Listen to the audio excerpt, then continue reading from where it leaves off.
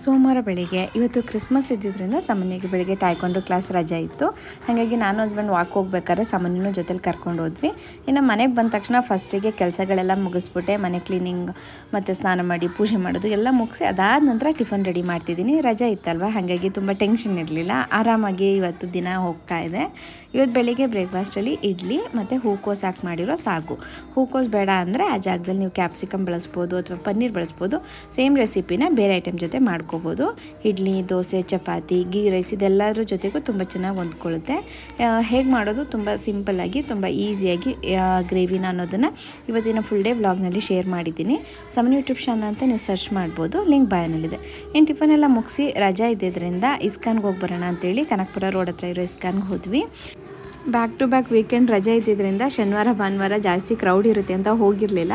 ಸೋಮವಾರ ಅದೇ ಗೆಸ್ಟ್ ಮೇಲೆ ಹೋದ್ವಿ. ತುಂಬ ಖಾಲಿ ಇತ್ತು ಆ್ಯಂಡ್ ತುಂಬ ಚೆನ್ನಾಗೂ ಇತ್ತು.